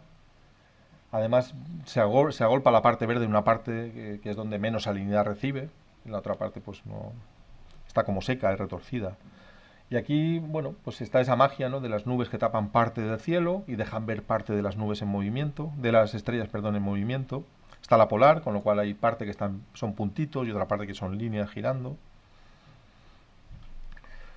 Entonces, si tenemos que hacer este tipo de fotos bajo la lluvia aunque sea de niebla, de esta humedad que te viene y te mancha la lente, que sepáis que en una larga exposición podemos estar limpiando mientras exponemos. Tú puedes limpiar, dejarlo un minuto, volver a limpiar, dejar otro minuto y luego compensar. Si has estado mucho rato tapando y no entraba luz, pues tenéis que compensar el tiempo que has estado limpiando en la exposición. Yo os digo que en cuanto entendéis qué estáis haciendo bien en la fotografía nocturna, que estáis pintando con tiempo, con luz, todo va a funcionar muy bien. Cuando paséis el pañito que estáis limpiando, ya sabéis que estáis cortando la línea de la estrella, si no lo hacéis muy rápido. Y la línea de la estrella, durante 30 segundos, que tú estás limpiando con un pañito y secando la lente, pues no está siendo impresionada en el sensor, va a haber un salto. Vas a hacer una estrella intermitente. Una no, todas. Luego también, pues claro, como enfoco, como encuadro, tienes el tiempo que dura un relámpago. Cuando con un relámpago, pues tú miras más o menos que no corte nada importante en la escena y dejes suficiente espacio en el cielo para, bueno, no todos caen en el mismo sitio, no todos se van a ver igual, hay que hacer muchas fotos y ver. Lo que sí que os recomiendo es que cerréis bastante el diafragma, pongáis un F8, un F11, y eso os va a permitir, en vez de captar un solo rayo, captar 8, 9, 6, 5, ISO 100 y F11, por ejemplo. Un solo rayo no iluminará bien la escena, pero la suma de luces de 3, 4, 5 rayos, y además puede ser espectacular. Yo me acuerdo una vez en Calblanque con diapositiva, venía una tormenta y cuando estaba pues a unos 800 metros cayendo los rayos, acumulé unos 12 rayos con un filtro de densidad neutra. Claro, el aspecto de la foto era un mazo de rayos, caía un mazo de rayos, de 12 rayos dentro del encuadre. Suele ser espectacular. Cuanto más os la jugáis en este tipo de circunstancias y triunfáis, la foto es espectacular. Y si no, pues lo habéis intentado. Podéis aportar luz, no aportar luz, pero si no aportáis luz, que el elemento está muy bien recortado contra el cielo. Así que se vea solo medio árbol contra el cielo, ¿no?, en sombra, no es nada. O os acacháis mucho y el árbol se recorta muy bien contra el cielo, o está en el borde de una ladera, o tenéis que aportar luz para separar los elementos del encuadre. Vamos a ver un protocolo de qué podemos hacer para la primera salida nocturna, basada en 10 pasos. Lo primero, como os decía, localizar dónde está el encuadre, dónde voy a ir.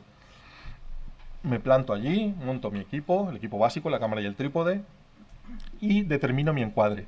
Miro muy bien las esquinas, cuánto cielo dejo, que no te parezca que el cielo sea pequeño, la proporción de cielo, el espacio del cielo que sea pequeño, porque no va a estar vacío, tú lo ves negro, pero luego va a estar lleno de estrellas girando. Entonces, sé generoso con la proporción de cielo, porque ahí va a haber giro, movimiento, entonces busca una proporción agradable.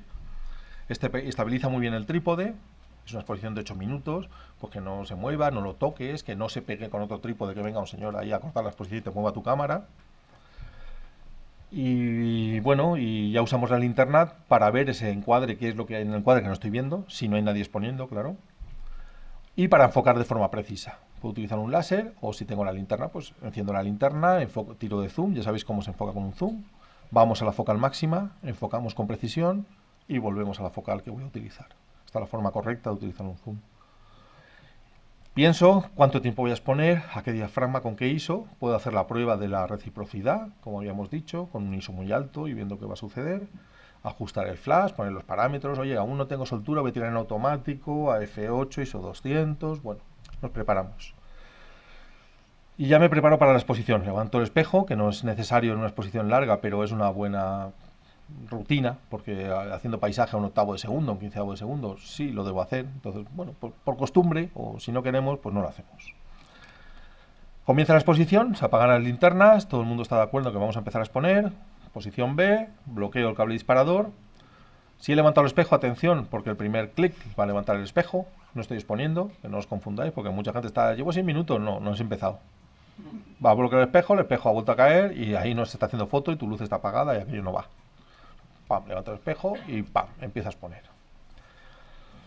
Siguiente, ¿voy a iluminar? Sí, bueno, pues llega el momento de iluminar.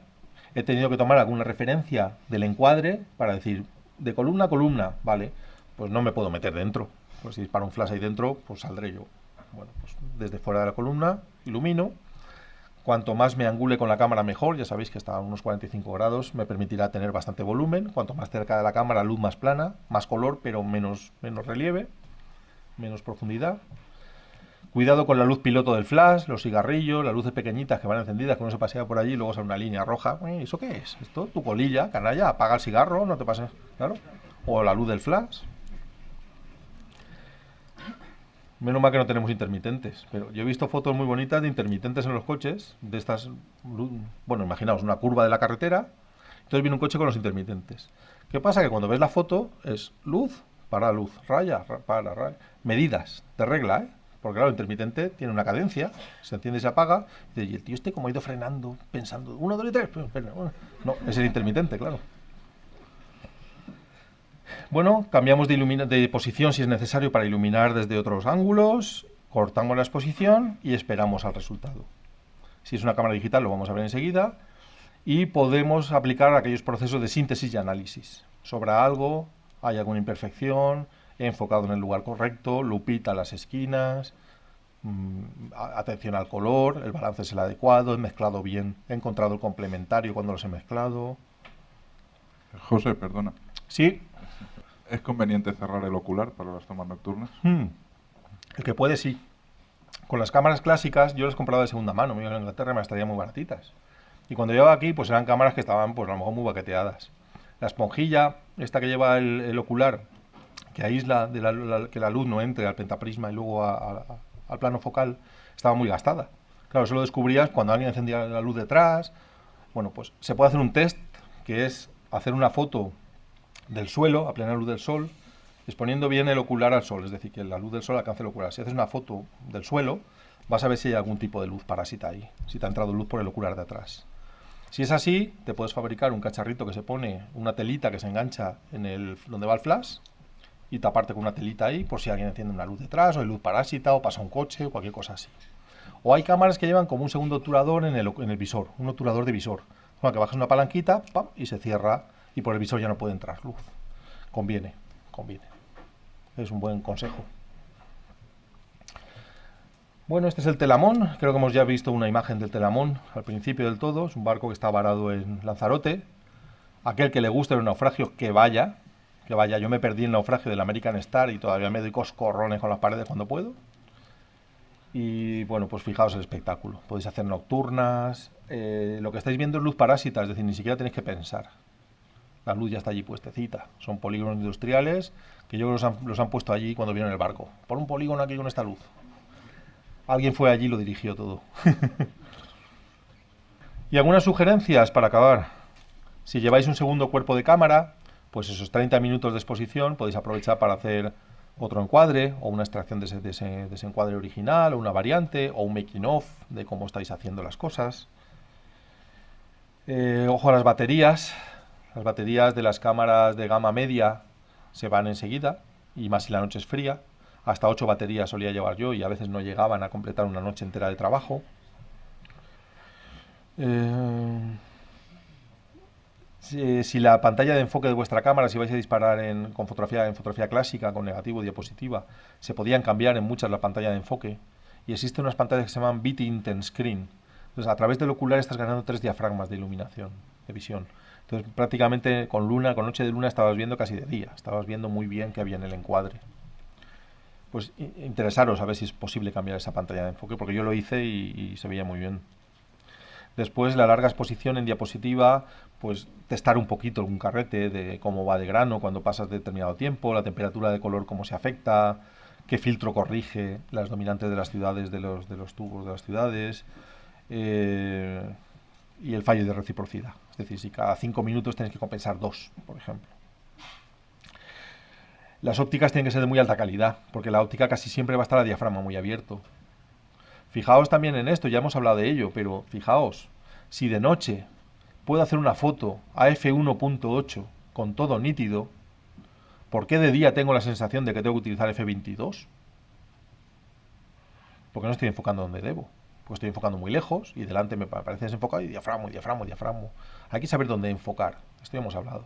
Hay que enfocar bastante cerca del primer plano para maximizar la profundidad de campo.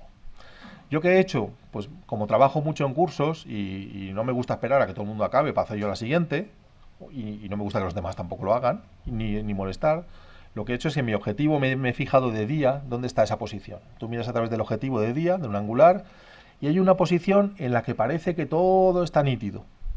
Todo, parece que desde los 2,5 metros, 3 metros, según la focal, obviamente, parece que todo aparece nítido. Y entonces me he dado cuenta de dónde está. Mira, en la rayita del infinito, un pelín antes, ahí tengo que poner la marca de enfoque. Toda que de noche yo llego al sitio y Benito, ¿has enfocado? Sí, pero si no has encendido la luz. No, he puesto mi marca de enfoque en su sitio. Con el móvil mismo, digo, aquí, ya aparece todo enfocado. Mientras no haya nada más cerca de esos 3 metros o 2,5, que entonces sí que tendría que enfocarlo, o mover y compensar un poquito el barril de enfoque, ya aparecen bien. Pues esto es un truco que podéis utilizar. Vale, y luego también podéis jugar con el empañamiento. Las lentes se empañan y eso no siempre es malo. Si es malo, podéis ir limpiando. Ya sabéis que si tardáis mucho, cortáis la línea de estrellas. Y si no, podéis empañar la cosa hecha. Bueno, ojo con las luces traseras de la luna, porque tú estás haciendo tu foto y luego, ¿y esa cosa que hay en el suelo qué es? La sombra de tu trípode. Catapum. Bueno, pues pasa también. Aquí hemos buscado situar la polar pues muy en el eje de este hito, de esta roca en el mar, de este Bollullo, se llama así, la playa del Bollullo, en Tenerife. Y hemos buscado la polar pues cerca de donde apunta esta forma. Hemos iluminado con flash bastante, y sobre todo la roca para crear ese volumen.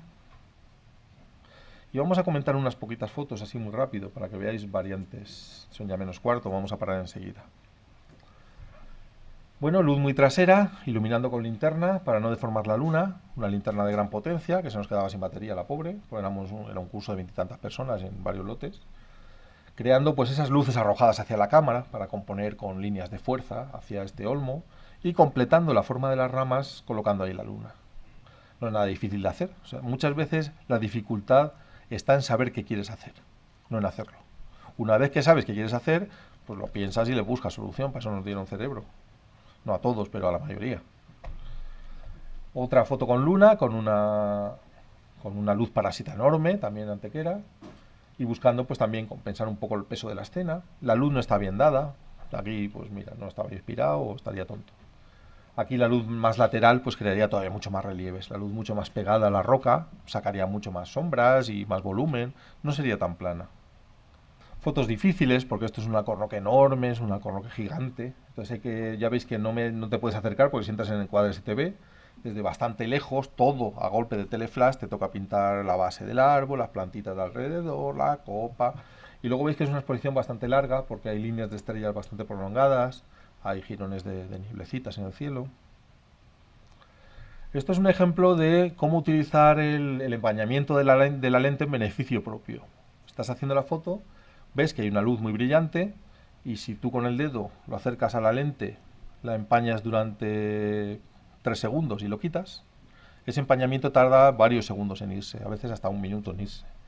Mientras está empañado, la luz del faro va haciendo pues esas cosas que veis. Pues es una forma de utilizar el empañamiento en beneficio propio. Ya visteis también en la sesión aquella, en el vídeo de los cazadores, cómo habíamos hecho niebla con un teleobjetivo utilizando el BAO. Echas el BAO, según donde empiezas y donde acabas, se va a disipar en esa medida y estás pendiente del efecto que buscas para disparar. Aquí se ha hecho así, se acerca el dedo, además hay testigos, aquí hay fotógrafos que estaban allí. Y claro, cuando sale el resultado, a mí no me ha salido eso. Hombre, tienes que acercar el dedito, si no acercas el dedito y lo empañas, no sale eso. Es muy divertida la fotografía nocturna. Estos son torres para vigilancia de submarinos en Mallorca. Y bien, el cielo estaba divertido, veis que hay, pues eso, el cielo pues con las luces parásitas parece como un amanecer. Y esto son las 12 de la noche. Esto ni lo vamos a ver, lo vais a tener en el PDF, pero es de nuevo un protocolo todavía más simple, ¿no? Localizar, determinar el encuadre, enfocar un poquito delante. Creo que son cosas que sabemos. El tiempo de exposición, podéis llevar la tabla que os va a salir en el PDF, o podéis hacer la prueba de la reciprocidad, como hemos visto. La posición B, iluminamos, cortamos la exposición, síntesis y análisis para mejorar, esperamos un tiempo un poquito y hacemos la foto buena.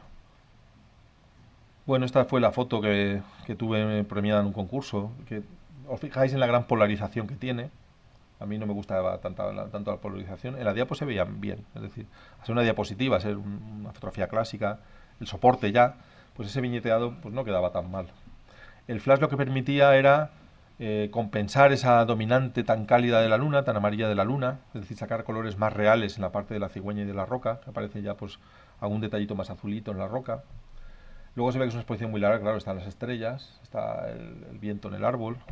Recuerdo cuando se la enseñé a mi madre, yo todo emocionado. Mira, mamá, lo que me ha salido. Ay, qué lástima, te la han rayado, ¿no? ¿Cómo que me la han rayado? He tardado 3 años en hacer algo así. Y, bueno, fijaos muy bien en el detalle que me molesta a mí.